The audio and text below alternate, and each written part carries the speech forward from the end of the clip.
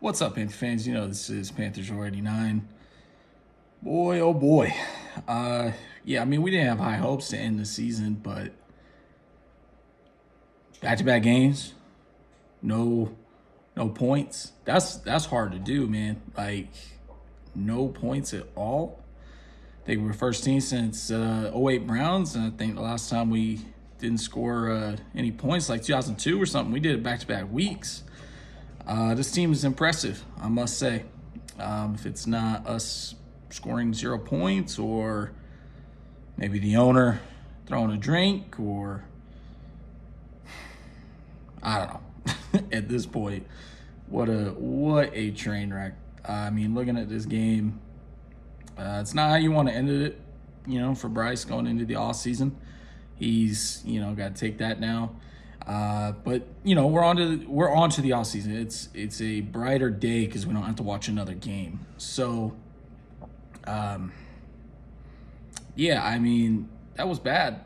Defense did a great job, but Bryce threw for 94 yards, 11 to 18. I mean we did run the ball 29 times for 131 yards, good, and we did score basically 2 touchdowns. We came as close as you can come to scoring without scoring. So there is that.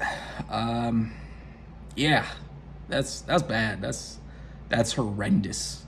That's what I'd call that game in this season. Coaching horrible all year long. Bryce, I don't know.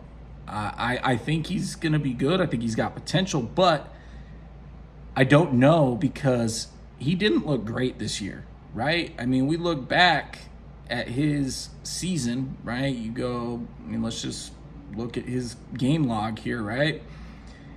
He had the 300 yards passing against Green Bay, right? Outside of that, he only went, let's see here, he only went over 200 yards just a few times. I mean, God, what is that? 4 times? Went over 200 yards? That's 5 times you include the 300-yard game. That's not good, right? But is that a mark on Bryce, or is that a mark on the players around and the coaching, right? I feel like it has a lot to do with coaching. I mean, look at Baker Mayfield. I don't think he's that great even this year, but I mean, you compare his stats from last year to this year, it's not even close. He played, let's see here, he played 7 games, threw for 1,300 yards, 6 touchdowns, 6 interceptions. We know the dumpster fire that is Matt Rule that was coaching that. I don't think he really played under Steve, except for maybe 1 game against Baltimore, I want to say. But you look at him this year, he's got 30 or 28 touchdowns and 10 picks, right? Thrown for, 4,000 yards? I mean, that's a pretty good season, right?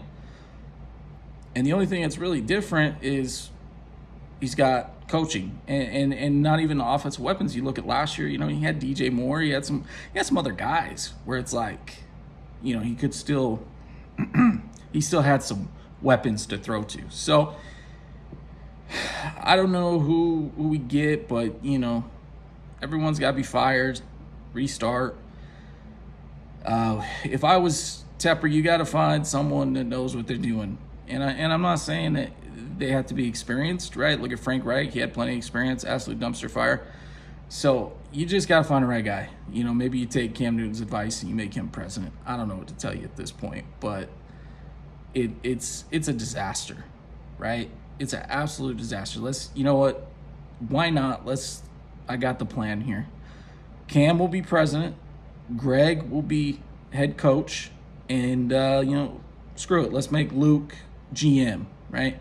And it'll be perfect. So we'll just bring back the old cats, and if it sucks, at least hey, we got our guys back in a way. So yeah, I don't know who we realistically go for. I would like to see Greg get interviewed, though. I think he could be a really good coach, but he's never done it. So I don't know if you want to go down that route or not, but obviously the experience route didn't go. It doesn't matter who you get, whether it's a college coach, a experienced guy. It doesn't matter because it's a crapshoot, right? Maybe you go get the Lions offensive coordinator. I think his name's Ben Johnson, right? Everybody's always going to be great.